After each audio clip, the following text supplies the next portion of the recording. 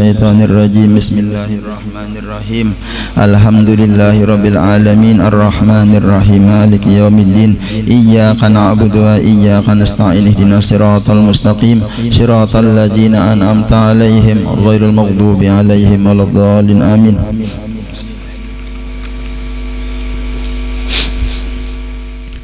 Bismillahirrahmanirrahim.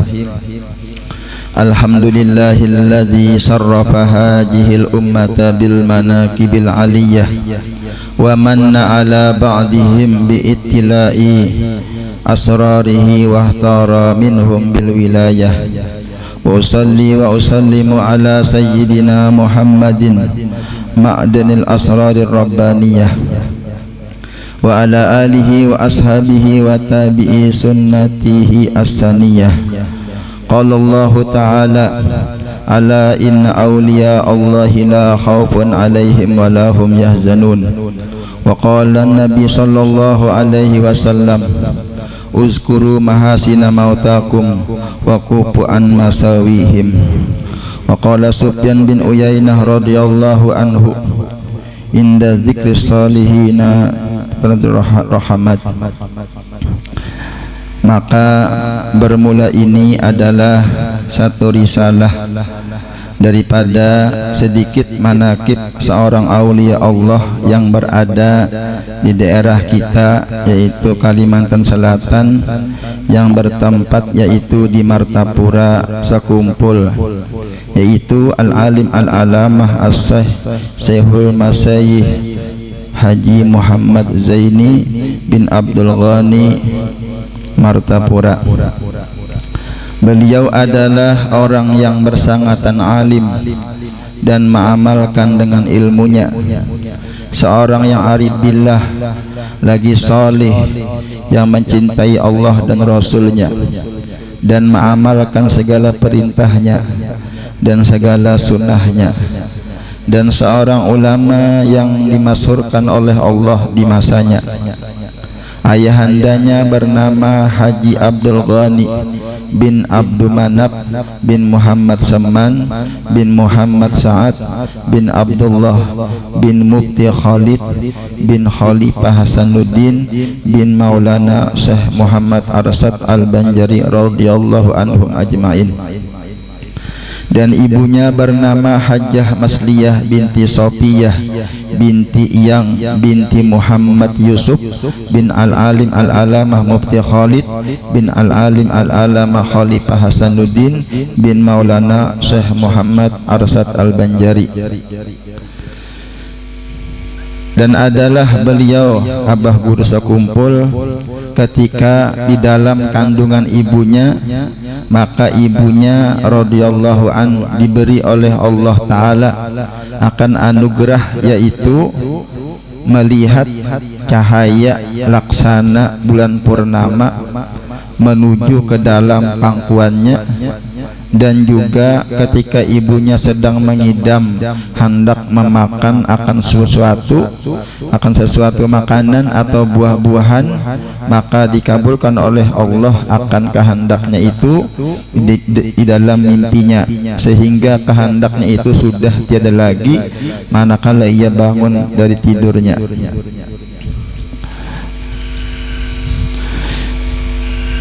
Di waktu kecilnya beliau diasuh langsung oleh kedua orang tuanya dan nenek beliau yang bernama Salbiyah. Mereka memelihara beliau dengan penuh kasih sayang, tetapi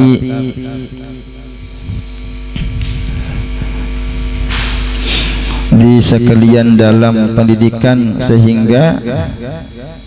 sehingga di masa anak-anak beliau sudah mulai ditanamkan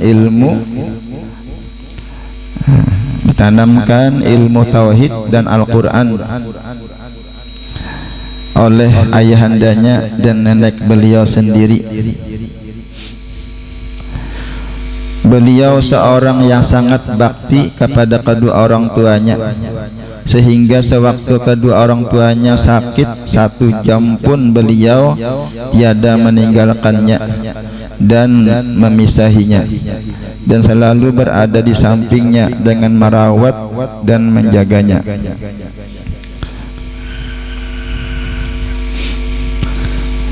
Dan adalah hal beliau itu sewaktu masa kecil termasuk hamba Allah yang mahfuz, yakni dipeliharakan oleh Allah daripada hal yang tiada terpuji, sebagaimana diriwayatkan bahwa neneknya radhiyallahu an yang bernama Salbiyah pernah dipasani oleh Tuan Guru Zainal Ilmi agar ia memelihara akan dia yang tiada lain adalah cucunya sendiri, yaitu Muhammad Zaini.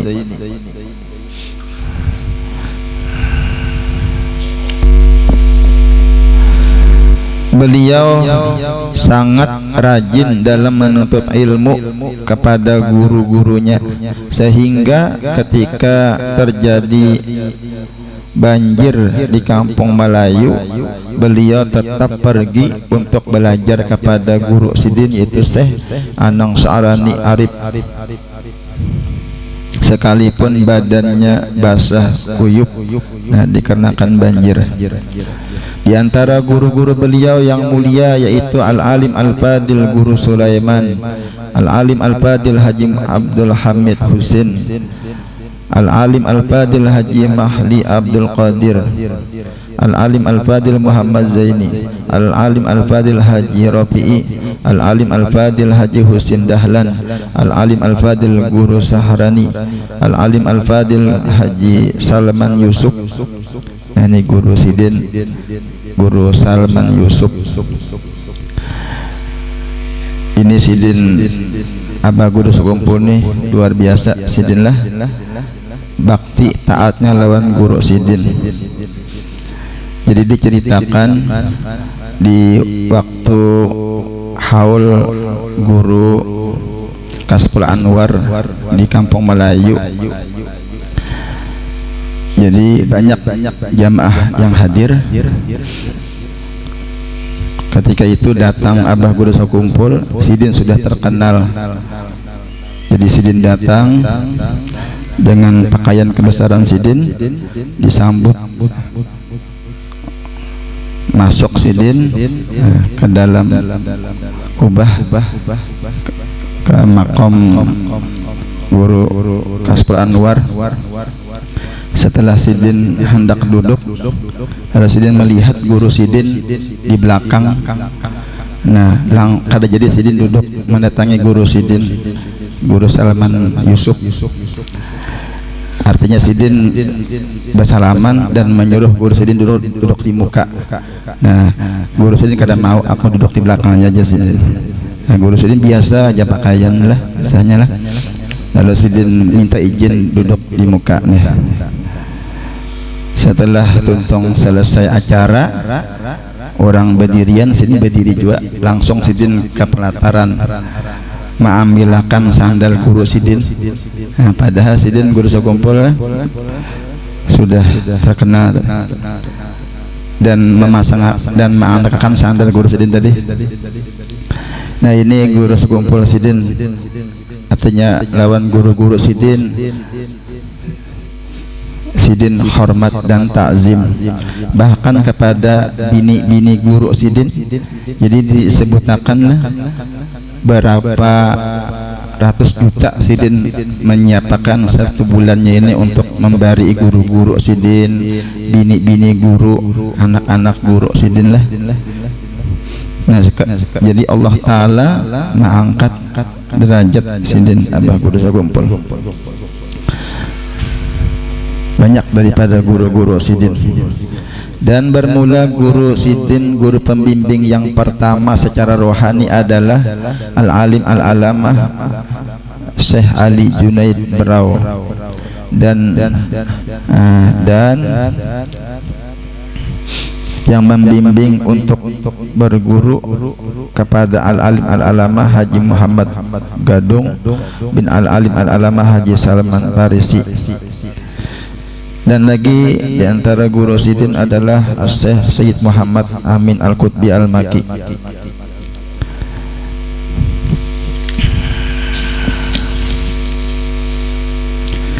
Beliau Abah Guru Sakumpul sangat istiqomah dalam mengajar, mesti harus berbaring karena sakit yang menimpa beliau dan melemahkan tubuhnya. Beliau tetap mengajar dan mencurahkan segala ilmunya dan tiada meliburkan pengajiannya. Hal itu beliau jalani daripada umur 24 tahun sampai mendekati ajal sidin.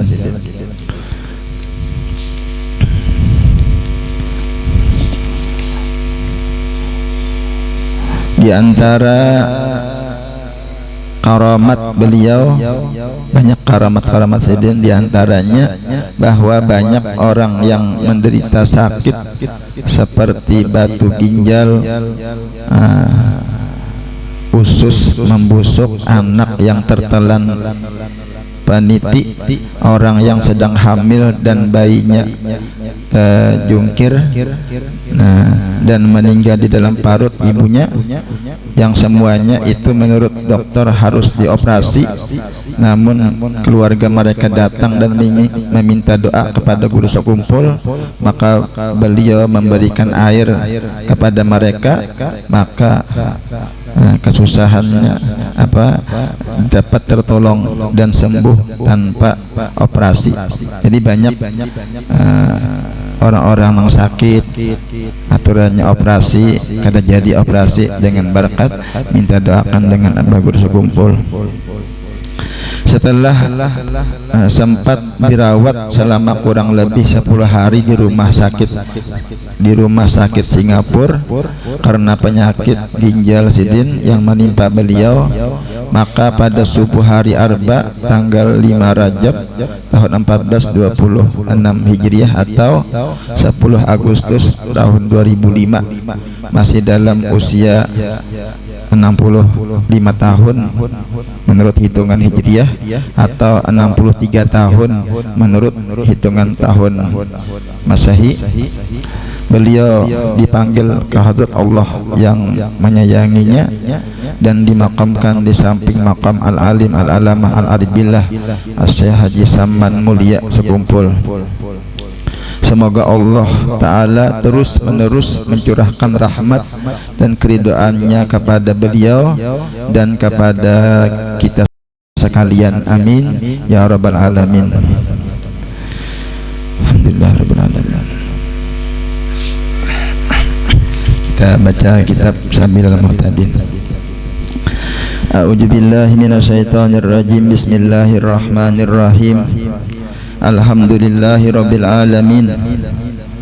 Allahumma salli wa sallim ala sayyidina Muhammadin wa ala alihi wa ashabihi ajma'in. Amma ba'du. Subhanaka la ilma lana illa ma 'allamtana innaka antal alimul hakim. Wala haula wala quwwata illa billahil aliyyil azim al ajizil alim. Adada kulli harfin katabu yaktabu abadal abidin wa darad radhiyallahu anni wa ankum wa an jami'il muslimin wa qala radhiyallahu anhu. Bermula hadas pada lugat itu as-sayul hadisu, artinya suatu yang baru. Halaman 8.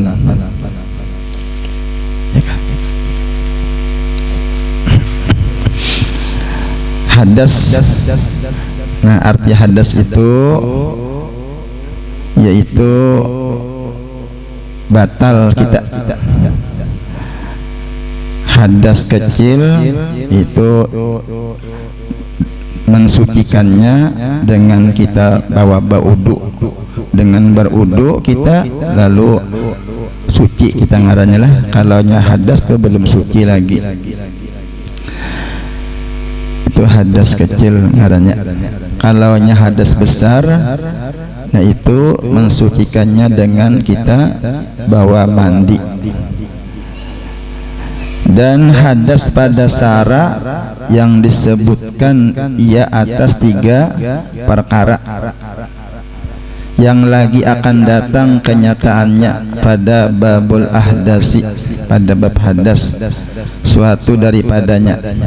Ini artinya, arti pada agama, annahu amrun i'tibariyun yaqumu bil a'dha'i yamna'u sihata nahwu salati haitsu la murahisun. Artinya bahwasanya hadas itu suatu pekerjaan yang diiktibarkan wujudnya,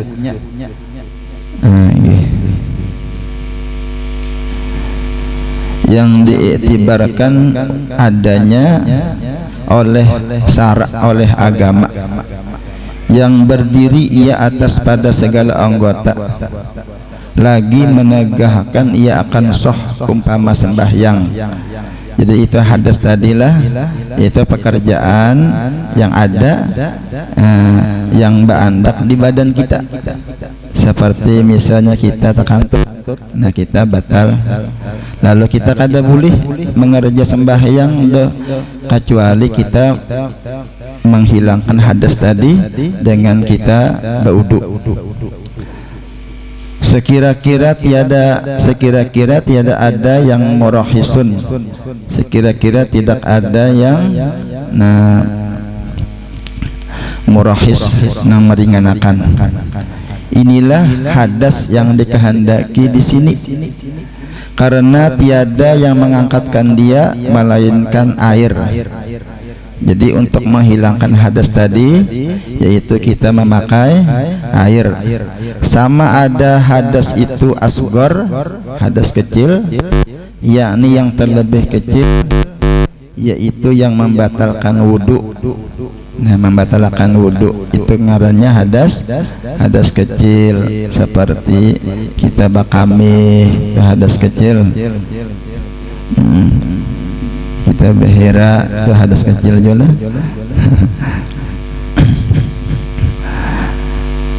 Dan adalah tempatnya pada segala anggota wudu juga. Jadi mensucikannya yaitu pada anggota wudu kita, itu membasuh muka, tangan, atau ada ia mutawasit, artinya yang pertengahan, yaitu yang mewajibkan mandi daripada jima atau injal. Nah, keluar air mani lah. Atau ada ia akbar, nah atau hadas akbar. Jadi hadas asghar, hadas mutawasit, hadas akbar. Arti akbar artinya yang terlebih besar, yaitu barang yang mewajibkan mandi daripada haid dan nipas. Ini perempuan sebulan sekali sidin babi ini yang bisa haid. Nah, kalau habis melahirkan itu ngarannya nipas. Nah, keluar darah nipas. Babinian biasanya haid 7 hari, bisa juga cepat lah, paling lawas 15 hari. Jadi kedada 16 hari. Kalau ada babinian haid sampai sebulan, nah itu berarti 15 harinya darah istihadah ngarannya. Maka wajib pian sembahyang setengah bulan kada sembahyang. Babiniannya ada babinian tenang sebulanan haid lah. Nah, jadi caranya 15 hari kada sembahyang, 15 hari sembahyang. Kayak apa jar kisahnya keluar darah?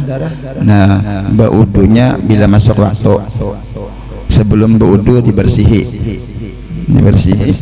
Nah, lalu nah seperti biasa ditutupi, sudah baudu sembahyang. Kalau keluar pang itu diampuni Tuhan aja. Nah, itulah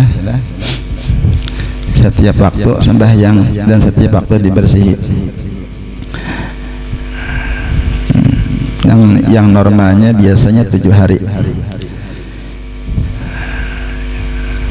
Itu babinian lah. Nah, dan adalah tempat hadas mutawasid dan hadas akbar itu pada sekalian badan. Jadi kalau hadas mutawasid, hadas akbar itu seluruh badan dibasahi, artinya mandi lah.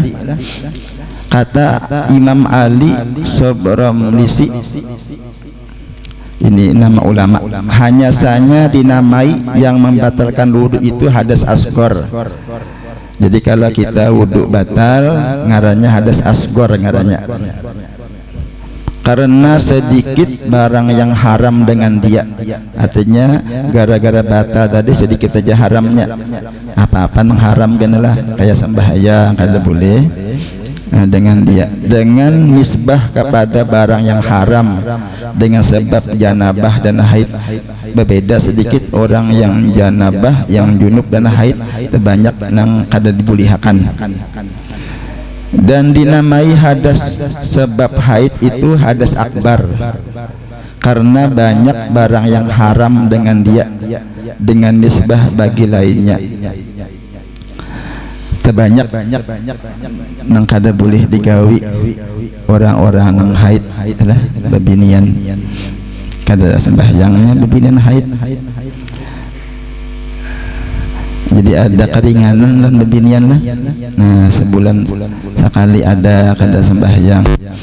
Dan dinamai hadas janabah, ada juga hadas janabah itu hadas mutawasid, karena barang yang haram dengan dia terbanyak daripada barang yang haram dengan hadas asghar. Terbanyak sedikit dari hadas asghar jelas. Dan terkurang daripada barang yang haram dengan haid, karena bahwasanya membaca Al-Quran dan berhenti di dalam masjid haram keduanya.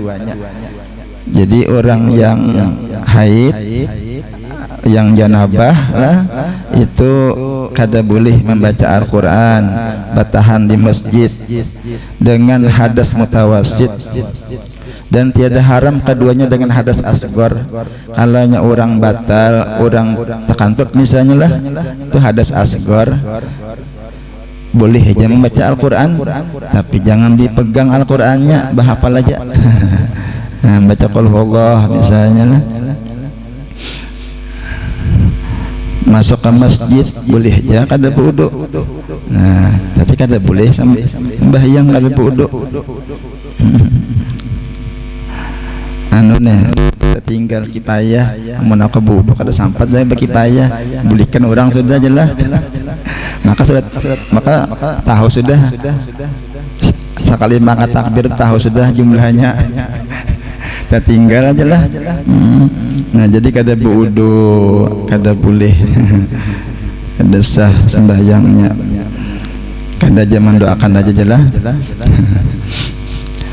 Jadi itu tadi hadas asghar ngarannya. Adapun hadas akbar, nah ini besar seperti haid dan nifas, maka haram dengan dia sekalian yang haram dengan hadas asghar dan hadas mutawasid. Nah, tahu sedikit lah, hadas itu 3 macam: hadas asghar, hadas mutawasid, hadas akbar. Ngarannya itu hadas seberataan. Dan bertambah pula barang yang haram dengan dia itu, yaitu puasa. Nah, jadi bilanya orang yang berhadas hadas akbar tadi lah, babinian lah, nah kada boleh puasa, haram puasa. Dan tolak mentalak bini bulan apa tadi waktu haid, nah itu hukumnya haram, tetapi jatuh talaknya, nah, tapi berdosa. Jadi kena aja jangan waktu haid. Kenapa? Karena inya belawas masih iddahnya. Kalau nya kada haid, nah 3 bulan 3 kali suci. Dan barang sebagainya seperti yang lagi akan datang kenyataannya padanya. Adapun najis pada lugat, nah ini arti najis lah pulang, maka yaitu mustaqjarun, artinya yang cemar. Itu bacaannya Pak kata labihan lah, yang cemar maksudnya yang rigat. Dan najis pada sara mustaqjarun biman isi hati nahwi, nah biman apa mustaqjarun yamna'u sihata nah wassalati haitsula murahisun. Nah ini artinya mustaqjarun yamna'u sihata nah wassalati haitsula murahisun, artinya cemar yang menegahkan ia akan sah umpama sembahyang. Jadi ada ngarannya najis kalau terkena badan kita, terkena pakaian kita, maka kada sah sembahyang kita. Nah, jadi kita disuruh tahu juga apa-apa yang najis tadilah, supaya ibadah kita diterima. Sekira-kira tiada ada yang murahisun. Inilah setengah daripada segala ta'rif najis, arti najis pada syarak, pada agama. Lagi akan datang kenyataannya pada babnya. Yasidin karena ada babnya. Sahdan adalah bagi air mutlak itu 3 sifat. Pertama ta'mun, artinya rasa. Nah semalam kita sudah mengetahui bahwasanya kita berudu istinja, nah itu wajib kita memakai air mutlak. Apa air mutlak itu? Air semata-mata, artinya yang kayak air sumur, air semata-mata tadi, artinya kada ada campuran yang lain, itu air mutlak. Nah sifatnya itu Jasidin ada tiga. Yang pertama ta'mun, rasanya. Nah kita sudah tahu rasanya air mutlak itu kayak air sumur itu tawar rasanya lah, air laut masin rasanya. Nah itu. Yang kedua launun, artinya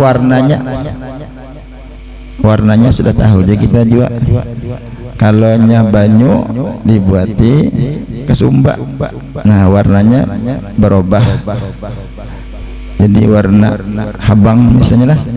Nah ketiga rihun, artinya bau. Dan apabila dikata pada air itu berubah, maka yang dikehendaki dengan dia berubah sifatnya juga, yakni rasa atau warnanya atau baunya. Maka air mutlak itu terkadang berubah rasanya atau warnanya atau baunya dengan sebab masuk ke dalamnya suatu benda. Maka benda yang masuk ke dalam itu ada kalanya mukhalitun dan ada kalanya mujawirun. Nah jadi kalau nya banyu terbuati benda lalu tercampur tadi, kada kawal lagi kita memisah banyu tadi lah, itu ngarannya mukhalit ngarannya.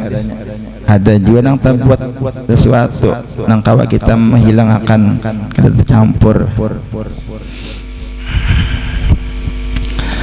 Nah, jadi itu ngarannya bilanya banyunya Jasidin lah terbuat nah sesuatu lalu berubah warnanya, maka banyu itu kalau terbuat najis sampai berubah, asalnya warna putih jadi warna coklat misalnya lah, nah terbuat najis, maka banyu tadi kada dapat lagi dipakai untuk bersuci, untuk berwudu. Maka arti mukhalitun yaitu yang mencampuri. Dan arti mujawir yaitu yang berhampiran.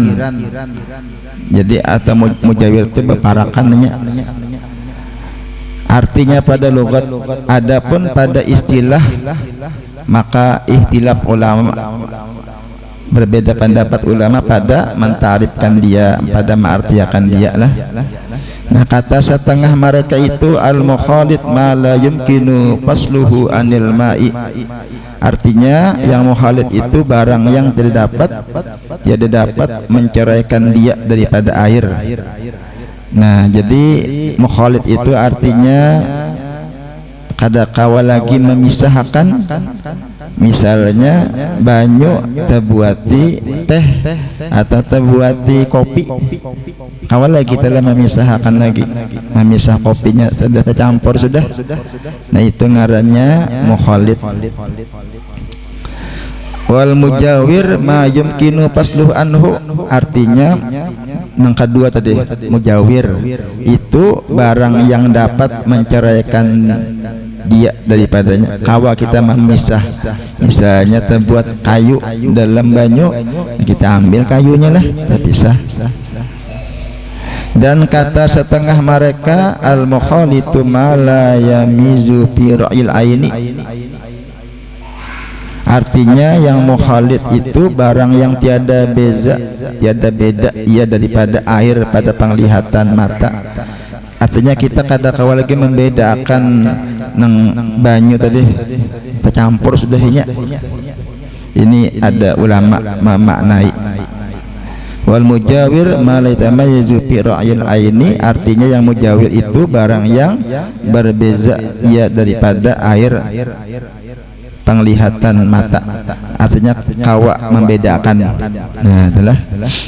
Jadi itu artinya. Dan kata setengah mereka lagi yang diikuti pada yang dinamai mujawir atau mukhalid itu huruf jua.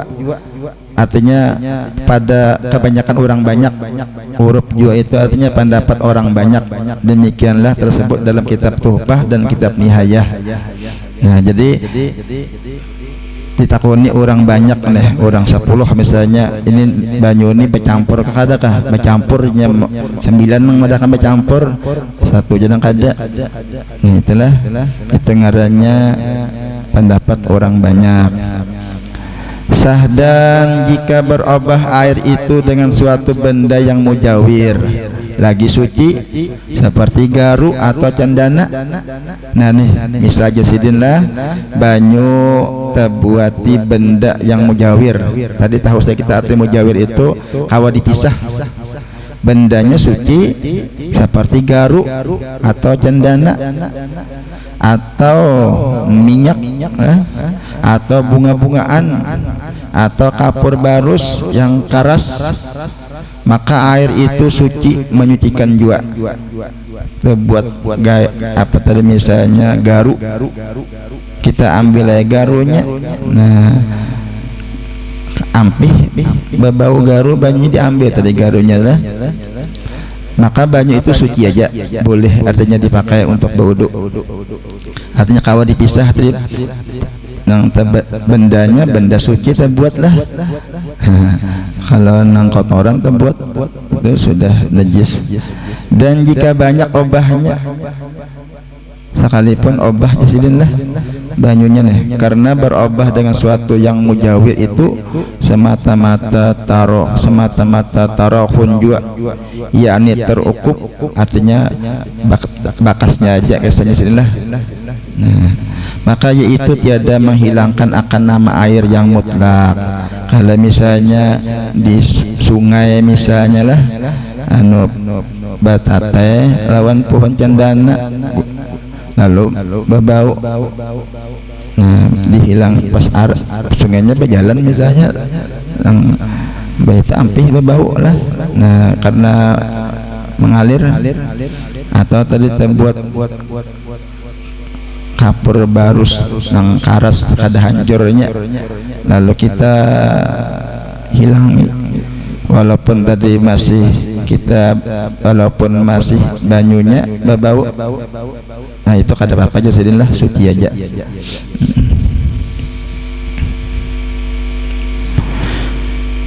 maka yaitu tiada menghilangkan akan nama air mutlak. Adapun bandingan seperti air yang berubah sebab diukup dengan umpama diuap, atau yang berubah dengan sebab ada bangkai hampir dengan air itu, maka air itu suci menunjukkan jua, sama ada sifat yang berubah itu baunya atau yang lainnya, seperti yang tersebut di dalam kitab Nihayah. Nah, misalnya nih banyunya banyak di sungai misalnya lah, lalu ada bangkai mati, lalu sudah dibuangi bangkainya, nah itu boleh aja. Nah tadilah walaupun tadi ada berubah misalnya baunya, banyunya berubah, tapi tadi syaratnya banyak, benar juga banyunya, dan hilang sudah bangkainya, nah sudah itulah. Dan demikian lagi air yang berubah dengan tanah yang dimasukkan ke dalamnya, maka itu menyucikan juga. Dan jika banyak ubahnya, misalnya banyu di sungai atau di sumur banyak tanahnya, nah sampai karuh misalnya lah, lagi adalah tanah yang mengubahkan itu mustamal. Nah banyak ubahnya lagi adalah tanah yang mengubahkan dia itu mustamal sekalipun, artinya tanah yang bekas dipakai tayamum misalnya lah, yang diiktimatkan demikianlah yang dikuatkan Syekh Khatib Sarbaini dan Syekh Romli dan lainnya. Bersalahan bagi Syekh Ibnu Hajar dalam kitab Tuhfah karena berubah dengan tanah itu semata-mata karuh juga, tiada menghilangkan ia akan nama air. Jadi itu biasanya karuh aja. Jadi kada apa-apa kita memakai berwudu banyu karuh itu boleh aja. Tetapi jika banyak obahnya dengan dia sekira-kira jadilah ia seperti lumpur, maka yaitu tiadalah menyucikan. Kalau yang kayak lumpur itu kada kawa dipakai karena hilang dengan dia nama air mutlak. Maka diketahui daripada yang demikian itu bahwasanya tanah itu jumlah daripada yang mujawir juga. Artinya tanah itu sesuatu yang dikelompokkan dalam mujawir. Artinya itu termasuk benda yang suci aja tercampur dengan banyu itu boleh aja dipakai karena dapat menceraikan dia. Kawaja ditandakakan kan jelas. Kita bahari di orang nang parak sungai nih, karuh banyunya dibawa ke rumah ditandakakan semalaman anwai berasi pulang lah ditandakakan.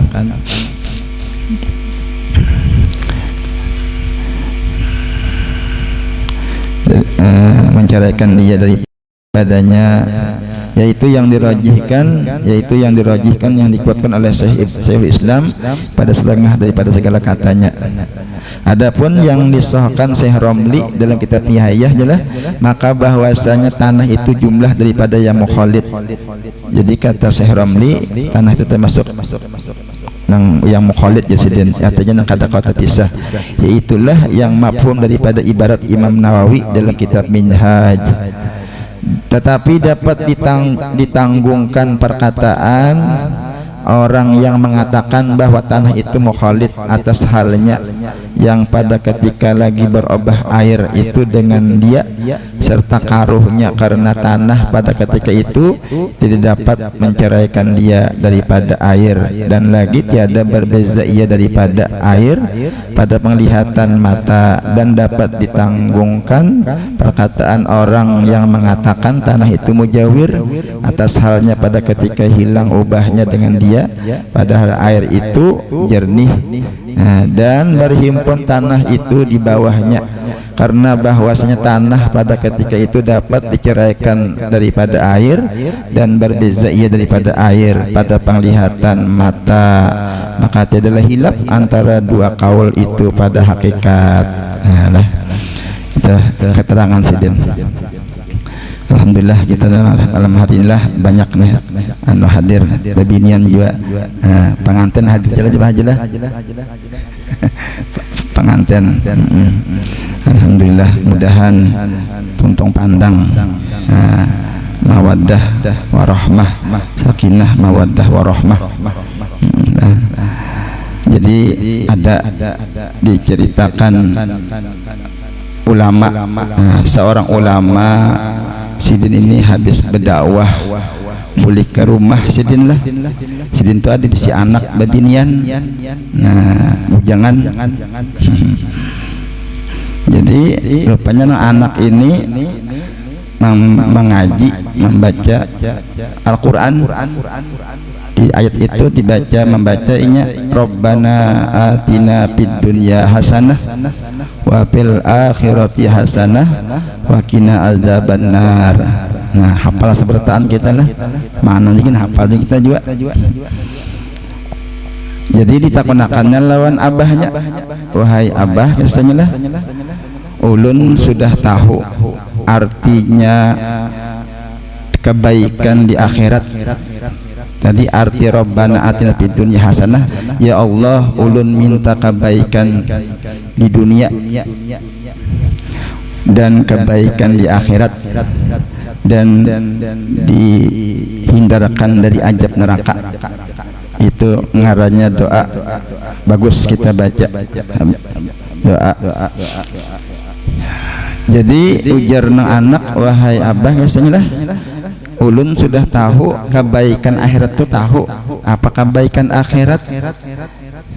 Yaitu masuk surga, ya kan lah. Itu kebaikan akhirat. Minta kita seberataan masuk surga. Jadi kita nih beribadah, mudahan masuk surga, bertamu lawan Rasulullah, itu masuk surga. Itu kebaikan akhirat, dihindarkan dari api neraka. Nah, ulun takunakan, wahai abah, katanya lah, kebaikan dunia itu apa? Kebaikan dunianya apa? Duit banyakkah? Harta banyakkah? Kebaikan dunia itu? Minta maaf lah, belum nih. Jadi kebaikan dunia itu biasanya ajar abahnya nakai, yaitu orang nang seorang laki-laki yang bisi istri nang solihah. Seorang laki-laki, seorang perempuan yang bisi suami solih. Itu nang kebaikan di dunia. Jadi bisi bini solihah, taat dengan suaminya. Nah, itu sudah dapat fid dunya hasanah katanya lah. Nah, mudahan keluarga kita, artinya keluarga nang menjunjung perintah Allah, menjauhi apa yang dilarang Allah, maka itulah orang yang beruntung. Jadi nang lakinya soleh, nang bininya solihah. Nah, bisi anak kenalah lelakian, lalu bengarannya Muhammad Taufik misalnya, babinian anu Siti Nur Hidayah misalnya. Mudah-mudahan artinya keluarga kita ini tadi orang-orang yang ketujuh beribadah, ketujuh yang hadir di majelis ilmu, ketujuh baca salawat istighfar, ketujuh membaca Al-Quran. Amin ya rabbal alamin.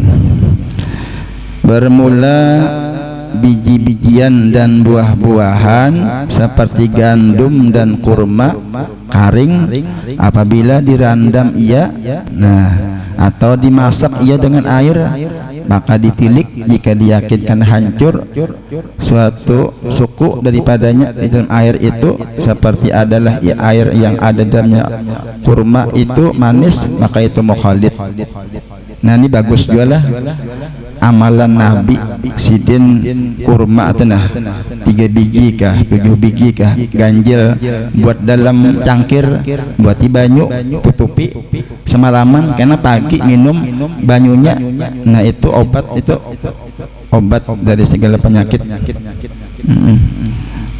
Jadi kurma dibuat dalam banyu diletakkan semalaman. Nah, karena siang kah pagi direndam sore diminum. Itu amalan Nabi itu. Jadi misalnya sini tadi kurma tadi dibuat dalam banyunya itu, nah hancur kurmanya misalnya lah, tercampur itu ngarannya mukhalid ngarannya. Dan air yang berobah dengan dia dengan obah banyak itu tiada menyucikan. Kalau dipakai wudu ada boleh, namunnya berobahnya banyak bismillah, kalau sedikit saja kada apa-apa. Nah dan jika tiada diyakinkannya yang demikian itu yaitu mujawir caranya. Dan sampai sini kan dulu lah. Wallahu subhanahu wa ta'ala a'lam. Masyaallah wala quwata illa billah. Mudah-mudahan dengan berkat Rasulullah, berkah aulia, berkah guru-guru kita, Allah Subhanahu wa taala mengampuni dosa kesalahan kita, dosa kedua orang tua kita, dan Allah Subhanahu wa taala selalu meridhai, merahmati kepada kita sekalian, mengabulkan hajat-hajat kita semua. Amin ya rabbal alamin. Al-Fatihah. A'udzubillahi minasyaitonir rajim. Bismillahirrahmanirrahim. Alhamdulillahirabbil alamin arrahmanirrahim. Maliki yaumiddin. Iyyaka na'budu wa iyyaka nasta'in. Ihdinas siratal mustaqim siratal ladzina an'amta 'alaihim ghairil maghdubi 'alaihim waladdallin. Amin amin. Bismillahirrahmanirrahim. Alhamdulillahirabbil alamin. Allahumma shalli ala sayyidina Muhammadin wa ala alihi wa ashabihi ajmain. Allahumma inna nas'aluka ridhaka wal jannah wa na'udzubika min sakhatika wan nar. Wa sallallahu ala sayyidina Muhammad wa ala alihi wa sahbihi sallam. Alhamdulillahirabbil alamin.